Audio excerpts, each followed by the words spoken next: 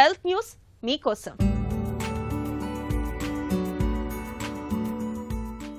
చిన్నప్పుడు బడిలో గోడ కుర్చీ వేసిన అనుభవం మనలో చాలా మందికి ఉండే ఉంటుంది. అయితే పెద్ద వయసులో తరచూ గోడ కుర్చీ వేయడం అనేది మన ఆరోగ్యానికి ఎంతో మేలు చేస్తుందని ఒక తాజా అధ్యయనం పేర్కొంటుంది.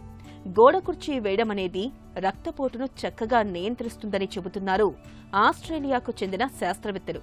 ఒక అంచనా ప్రకారం ప్రపంచంలో 120 కోట్ల మందికి పైగా అధిక రక్తపోటుతో బాధపడుతున్నారట. సాధారణంగా హై బీపీ సమస్య కనిపించగానే డాక్టర్లు మందులతో పాటు నిత్యం కాసేపు వ్యాయామం చేయాల్సిందిగా సిఫార్సు చేస్తూ ఉంటారు. వ్యాయామాల్లో చాలా రకాలే ఉన్నాయి, కానీ వాటన్నిట్లోనూ గోడ కుర్చీ, ప్లాంక్, ఆఫ్ ప్లాంక్ వంటి వ్యాయామాలు రక్తపోటును చక్కగా అదుపు చేస్తున్నట్లు ఆస్ట్రేలియాలోని న్యూ ఇంగ్లాండ్కు చెందిన పరిశోధకులు తేల్చి చెబుతున్నారు. ఈ తరహా వ్యాయామాల్ని ఐసోమెట్రిక్ వ్యాయామాలని అంటారు.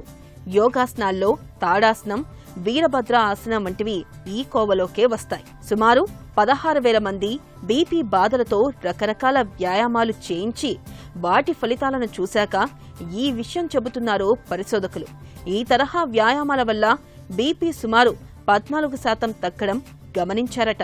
అంతేకాదు, వీరిలో గుండెపోటు ముప్పు కూడా 22% తక్కువగా ఉందని తేలింది.